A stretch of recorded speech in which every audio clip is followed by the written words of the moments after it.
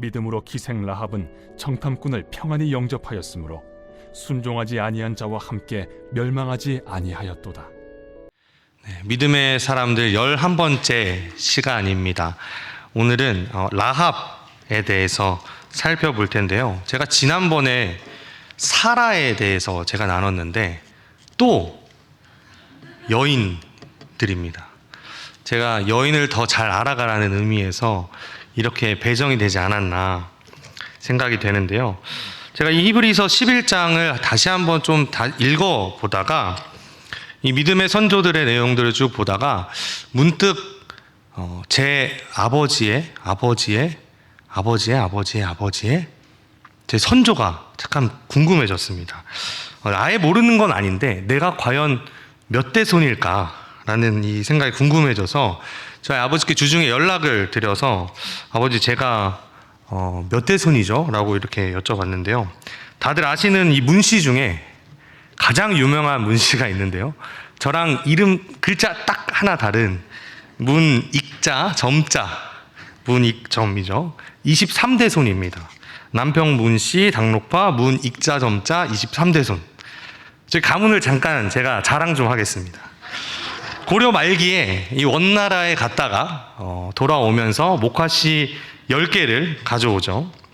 목화 재배에 와서 성공해서 온 나라에 이 새로운 패션 열풍을 불러왔습니다. 당시에 공을 인정받기는 했지만 그 공이 아주 좀 미미하게 인정을 받아서 오히려 나라가 바뀌고 조선으로 넘어가면서 그 공을 더 크게 인정을 받았습니다. 제가 이 역사 시간에 이 문익점에 대해서 배우고 난 뒤에 굉장한 자부심이 생겼습니다. 우리 가문 때문에 너네는 지금도 살아있는 거야. 따뜻하게 지낼 수 있었던 이유는 내 조상님 덕분이야. 그런 마음으로 이 자부심으로 인해서 제 이름에 대해서 놀리거나 뭐 그런 이야기 하는 게 저는 전혀 기죽지 않았습니다. 그래서 제가 이 족보를 다시 좀 살펴보면서 문씨 중에 혹시 고려 조선 시기에 대역죄인은 없었나라는 생각이 문득 들었습니다. 왜 큰 일을 해서 유명한 사람들은 이름도 알려지고 여기저기 기록물에 남아있는데 문헌에도 남아있는데 대역죄를 저지른 사람들은 잘 안 나오더라고요. 그래서 혹시 어디 있을까 하고 제가 아무리 뒤져봐도 없었습니다. 물론 대역죄를 짓지 않아서 없었을 수도 있겠지만 예로부터 수치스러운 일들은 잘 기록하지 않고 수면 위로 이렇게 드러내서 이야기하는 거를 좋아하지는 않았었습니다. 성경도 옛 문헌이기 때문에 성경 안에 있는 내용들도 우리가 어떻게 보면 안 좋은 이야기가 왜 쓰여 있지? 라는 생각이 들 수 있겠지만 성경은 있는 그대로의 말씀, 하나님의 말씀을 우리에게 전한 그 책입니다. 그래서 이 말씀을 통해서 우리가 아는 것은 누가 잘했네 잘못했네가 아니라 하나님께서 이렇게 역사하시는구나를 이 말씀을 통해서 우리가 보게 되는 겁니다. 그러면 오늘 살펴볼 이 라합, 믿음의 사람인 라합은 어떤 인물일까요? 히브리서를 처음 받아본 사람들은 오늘 본문인 히브리서 11장 31절에서 약간의 불편함을 느꼈을 겁니다. 아벨, 에녹, 노아, 아브라함, 이삭, 야곱, 요셉, 모세까지 쭉 이어지는 이 믿음의 사람들의 계보에서 갑자기 31절에 믿음으로 기생 라합은 이라고 시작하는 이 말이 여태 소개한 사람들과는 전혀 다른, 모든 것이 다른 사람이 지금 오늘 말씀에 등장을 하게 된 겁니다. 이 말씀이 불편할 수 있는 이유는 세 가지가 있는데요. 먼저는 라합의 직업 때문입니다. 라합은 기생이었습니다. 이스라엘 사람과 당시 시대 사람들의 시선으로 봤을 때 라합은 도덕적인 기준에 한참을 못 미치는 사람이었습니다. 두 번째로 이 라합은 이방인이었습니다. 여태까지 이어진 족보는 이스라엘의 족보입니다. 물론 아브라함을 갈대아 우르에서 부르셔서 아브라함으로 시작된 것은 맞지만 이 아브라함을 통해서 결국은 유대인이라는 민족이 이루어지게 되었죠. 구약에 등장하는 하나님은 이 이스라엘의 하나님, 유대인의 하나님, 유일하신 참 하나님, 유일무이한 유대인의 하나님입니다. 이스라엘을 택하셔서 내 백성이라고 부르시고 내가 너희를 끝까지 지켜주겠다고 약속하신 하나님은 바로 이 유대인, 이스라엘의 하나님이었습니다. 그런데 갑자기 약속 밖에 있는 라합이 등장하게 된 것입니다. 세 번째로 아주 조심스럽지만 여자이기 때문입니다. 아주 고대 시대에는, 지금은 그렇지 않습니다. 지금 여기 보시면 우리 남자분들은 우리 목사님과 우리 집사님 한 분을 제외하면 여기 믿음의 조상으로 기록될 분들은 다 여자들밖에 안 계시잖아요. 지금은 그렇지만 이 성경의 시대에는 그렇지 않았습니다. 여자는 당시에 이름을 낼 수도 없었고 누구의 아내, 누구의 어머니라고 불리는 게 전부였습니다. 히브리서가 기록된 이 시대에도 유산은 오로지 남성에게만 주어졌기 때문에 여성은 그 가문의 소유물 정도로만 여겨졌던 시대였습니다. 그런데 성경은 이러한 출신, 조건, 직업 이런 것에 신경을 쓰지 않습니다. 유명인도 아니고 뛰어난 자질을 가진 것도 아니며 가장 천한 직업을 가진 사람 중에 한 명인 라합을 하나님은 믿음의 사람들의 명단에 오르게 하셨는데 결정적으로 라합은 예수님의 계보에 포함되는 영광을 누렸습니다. 마태복음 1장 5절에 보면 우리 마태복음 1장 5절 말씀 함께 읽어보겠습니다. 시작. 살몬은 라합에게서 보아스를 낳고 보아스는 룻에게서 오벳을 낳고 오벳은 이새를 낳고. 아멘. 이새는 누구를 낳습니까? 이새는 누구를 낳죠? 다윗을 낳습니다. 당당하게 아브라함과 다윗의 자손 예수 그리스도의 계보에, 족보에, 그것도 여인으로서 이름을 올린 사람이 바로 라합입니다. 그렇다면 라합이 어떻게 그녀의 믿음을 인정받았고 왜 오늘 히브리서는 이 라합을 등장시켜서 믿음의 사람으로 소개하고 있는지 우리가 여호수아서에서 이 말씀의 답을 한번 찾아보려고 합니다. 우리 함께 여호수아 2장으로 한번 가보시겠습니다. 구약성경 321페이지에 있습니다. 여호수아 2장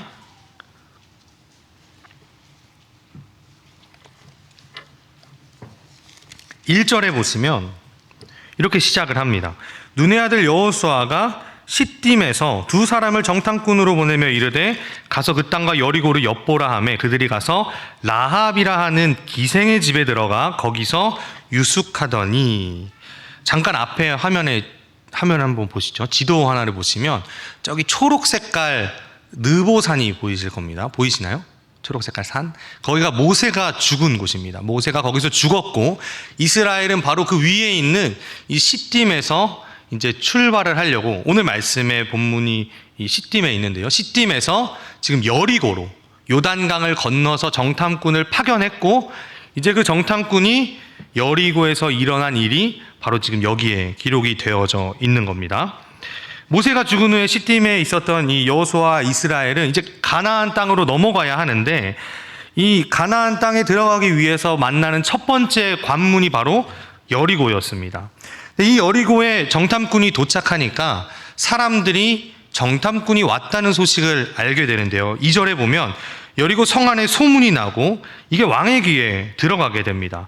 보소서 이 밤에 이스라엘 자손 중에 몇 사람이 이 땅을 정탐하러 이리로 들어왔나이다. 그러자 3절에 보면 왕이 라합의 집으로 사람을 보냅니다. 그래서 정탐꾼을 내놓아라 라고 말하는데 6절로 가보시면 라합은 그들을 이미 쥐붕 위에 숨겨놓고 그들이 성 밖으로 나갔다고 거짓 보고를 합니다. 그리고 여기가 이제 중요한데요. 여호수아 2장 9절에서 11절 말씀을 우리 다 같이 한번 읽어보도록 하겠습니다. 우리 앞에도 나와 있고 제가 나눠드린 유인물에도 이 9절에서 11절 말씀이 있는데요. 우리 함께 이 세 절 말씀 읽어보겠습니다. 시작.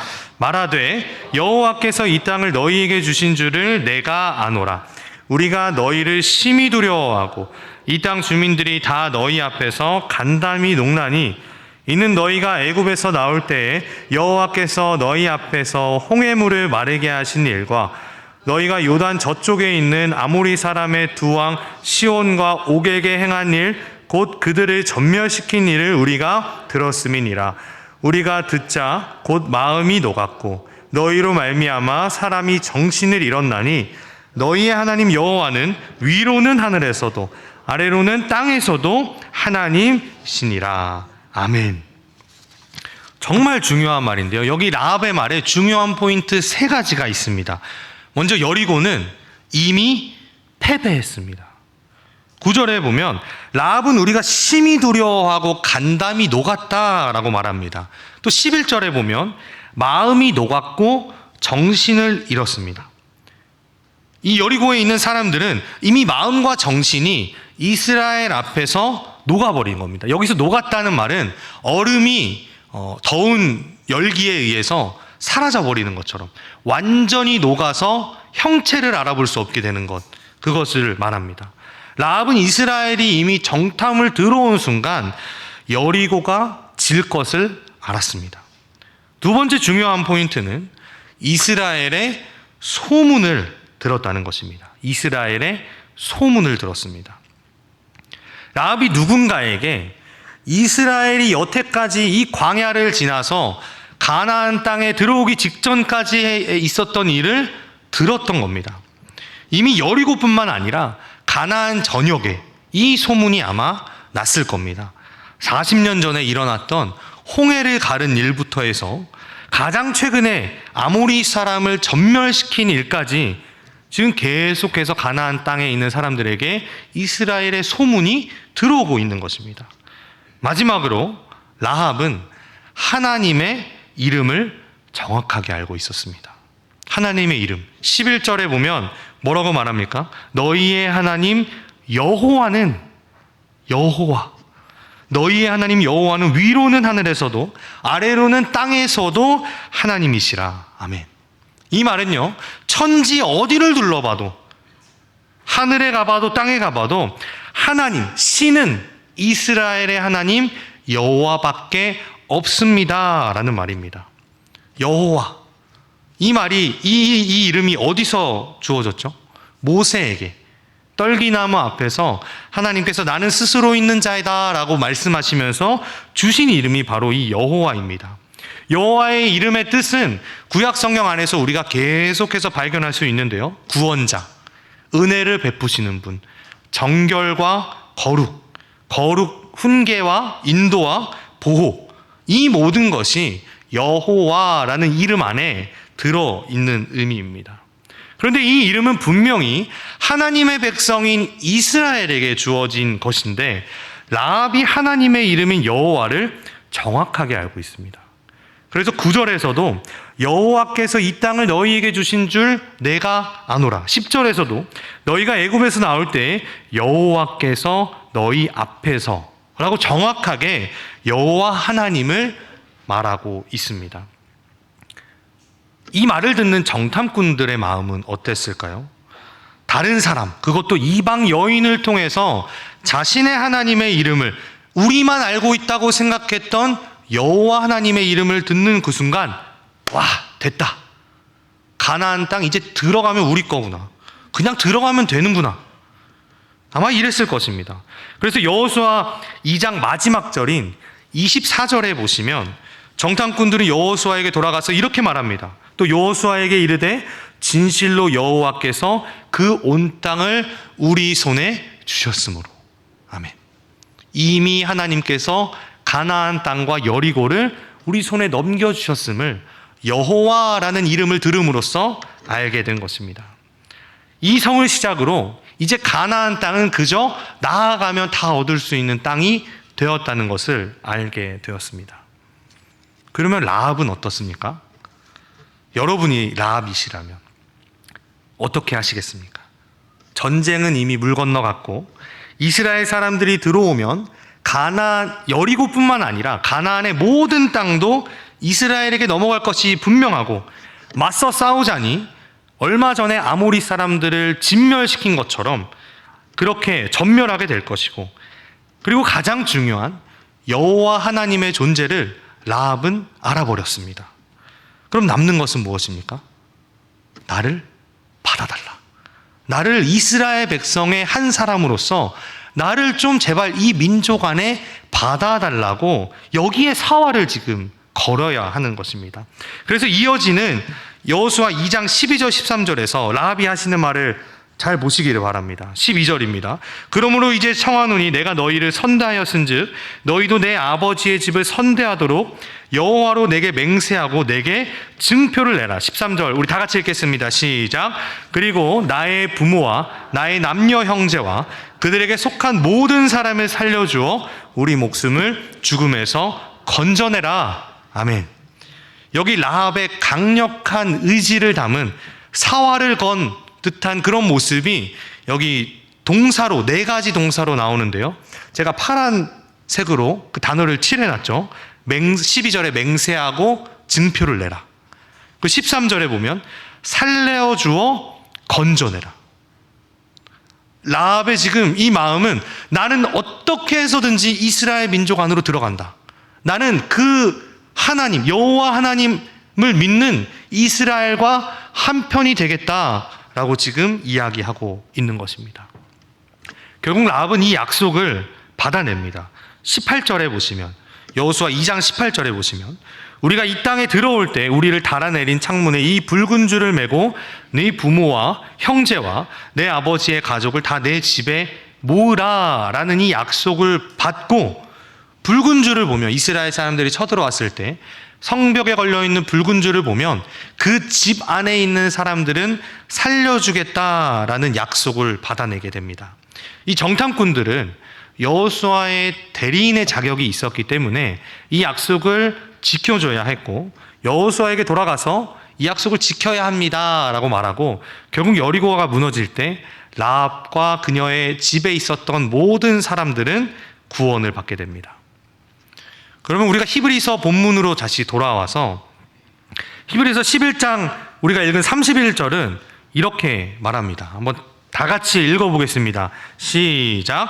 믿음으로 기생 라합은 정탐꾼을 평안히 영접하였으므로 순종하지 아니한 자와 함께 멸망하지 아니하였도다. 아멘. 라합과 그 가족을 제외하고 여리고에서 멸망한 자들을 순종하지 아니한 자라고 지금 말하고 있습니다. 여리고에 있는 수많은 사람들도 분명 이스라엘 사람들의 이 소문을 들었습니다. 이스라엘이 어떻게 지금까지 왔고 그들을 이끈 신이 정말 그렇게 대단하다더라. 그들의 마음도 그 소문 앞에서 녹아내렸습니다. 하지만 여리고 사람들은 하나님이 하신 일을 통해서 하나님이 누구신지를 이해하지 못했습니다. 여리고 성에서는 유일하게 라합만이 하나님께서 하신 이 일들을 보고 여호와 하나님이 참되시고 유일하신 하나님임을 이해한 유일한 사람입니다. 그래서 정탐꾼들을 평안히 영접했고 오늘 본문의 히브리서 말씀의 말로 바꾸자면 순종한 겁니다. 모든 여리고 사람들도 하나님을 알 수 있는 기회가 주어졌고 하나님의 말씀에 순종할 수 있는 기회가 있었음에도 불구하고 그들은 순종하지 않았고 그렇게 멸망했습니다. 우리가 여리고 성이 무너진 것은 너무나도 잘 압니다. 이스라엘 백성이 이제 여리고로 와서 일주일에 하루씩 성을 한 바퀴 돌았습니다. 한 바퀴 돌고 다음날 또 한 바퀴 돌고 그렇게 6일을 돌고 마지막 날에는 7번을 돌고 나팔과 함께 소리를 지르자 여리고가 무너졌습니다. 여전히 여리고 사람들에게는 7일이라는 시간이 있었음에도 불구하고 그들은 그렇게 역사 속에서 사라졌습니다. 오직 라합과 그 가족만 구원받았습니다.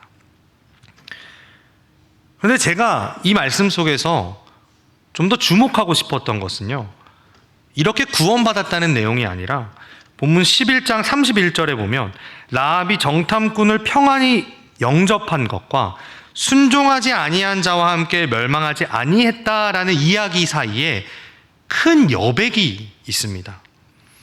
정탐꾼을 평안히 영접한 것이 여호수아 2장의 말씀이라면 멸망하지 않고 구원받은 것은 여호수아 6장에 있는 일입니다. 그러니까 정탐꾼들이 평안히 영접해서 라합과 온 가족이 구원에 대한 약속을 받은 이후에 이스라엘이 여리고로 다시 와서 라합과 그 가족을 구원하는 데까지는 꽤 시간이 걸렸다는 것입니다. 저는 히브리서 11장 31절 말씀 속에 이 여백을 묵상하면서 우리 인생과 같다라는 생각을 하게 되었습니다. 하나님께서 우리 인생에 수많은 말씀을 주십니다. 그런데 때로는 이 라합과 같이 아무런 사인도 아무런 음성도 들리지 않을 때가 있습니다. 이전에 그렇게 뜨거웠고 하나님의 은혜를 수없이 많이 경험했고 하나님의 사랑만 있으면 나는 만족한다. 주님의 사랑 안에 나는 이미 충만하다라고 고백했던 그 때가 있었는데 정말 어느 순간부터 여백과 같이 아무 소리도 들리지 않고 아무것도 보이지 않는 순간처럼 지나가는 시간들이 많아지고 또 많아지다 보니까 길어지다 보니 신앙도 흔들리고 교회도 멀어지게 되고 공동체도 싫고 내 인생도 내 마음대로 살고 싶어지고. 그런데 하나님은 왜 우리에게 이 여백의 같은 시간을 우리에게 허락하셨을까요? 바로 이 여백의 시간은 오롯이 하나님의 약속을 붙잡고 믿음으로 살아내는 시간이기 때문입니다. 하나님께서 우리와 더 깊이 교제하기 원하시고 우리가 하나님을 더 깊이 이해하도록 믿음으로만 살아내야만 하는 이 시간이 바로 이 여백의 시간인 것입니다. 정탐꾼들이 떠난 이후에 약속만을 붙잡고 있는 라합은 부모와 형제들과 속한 모든 것들을 자신의 집에 머물게 했을 것입니다. 그러면서 계속 사람들을 설득했겠죠. 우리가 살 수 있는 방법은 이것밖에 없다. 이 집에 머물러야 한다. 언제 이스라엘 사람들이 여리고에 올지 모르니까 뭐 잠깐 일 있으면 나가도 좋은데 그래도 저녁에는 꼭 이 집 안에 들어와라. 어떻게 될지 모르니까 언제 올지 모르니까 여기 와야 된다. 만약에 도망가도 이 성에서 우리가 도망가더라도 가나안 어디 가더라도 우리는 결국 이스라엘을 만나면 결국은 죽을 거기 때문에 우리는 여기서 이스라엘을 기다려야 한다. 그러니 집 안에 있어야 한다. 라합이 이러지 않았을까요? 약속을 잊지 않고 계속해서 사람들에게 이 약속을 알려주면서 그 일이 일어나기까지 이 집에 머물러 있었을 겁니다. 히브리서 11장에서 가장 많이 반복되는 말은 믿음으로입니다. 믿음으로. 이 여백의 시간을 살아낼 수 있는 방법은 바로 믿음으로입니다. 믿음으로. 우리의 인생을 설계하신 하나님, 구약에는 여호와라는 이름으로 이스라엘 백성을 이끄셨고 지금은 예수라는 이름으로 우리에게 그 이름을 주셔서 모든 믿는 자에게 구원을 주시고 능력을 주시고 그 이름을 믿는 자에게 그 이름을 믿으면 너와 내 집이 구원을 얻으리라 라고 약속을 주신 예수 그리스도를 믿어야만 우리는 살 수가 있습니다. 집 안에 거해서 라합과 온 가족이 구원받은 것처럼 우리는 예수 그리스도 안에 거할 때 구원의 은혜를 누릴 수 있습니다. 그림 하나 보고 말씀을 마무리하도록 하겠습니다. 전형적인 동양화인데요. 여기 사용된 기법 중에 가장 큰 기법이 여백의 미입니다. 들어보셨죠? 여백의 미. 여백을 놔두어서 그려져 있는 그림이 더 부각되어서 서양적인 관점에서 보면 미완성 작품같이 보일 수 있겠지만 동양적인 관점에서는 그림 속에 있는 그려져 있는 그림이 훨씬 더 부각되어 보이는 그런 효과를 가져옵니다. 쉽게 말해서 비워져 있는 여백을 통해서 그려져 있는 그 그림의 의미를 알게 한다는 겁니다. 더 깊이 묵상하게 하고 생각하게 한다는 겁니다. 우리 인생에 아무것도 보이지도 않고 들리지도 않는 여백의 순간들이 있었을 겁니다. 그리고 혹시 지금이 여백의 시간일지도 모릅니다. 많은 사람들은 이 여백을 채워가기 위해서 자신이 원하고 바라는 대로 살아갑니다. 내 자녀, 내 남편, 내 성공, 내 미래, 내 삶. 혹시 나 중심으로 채워가고 있다면 잠깐 멈추시기를 부탁드립니다. 그리고 그 여백에 담겨져 있는 예수 그리스도를 보시기 바랍니다. 구원을 약속해 주신 예수 그리스도를 바라보시기를 바랍니다. 믿음으로 우리를 구원하신 예수 그리스도를 바라보며 구원의 약속, 천국의 소망을 끝까지 믿고 예수 그리스도 안에 거하는 창일의 모든 성도님들 되시기를 축복합니다.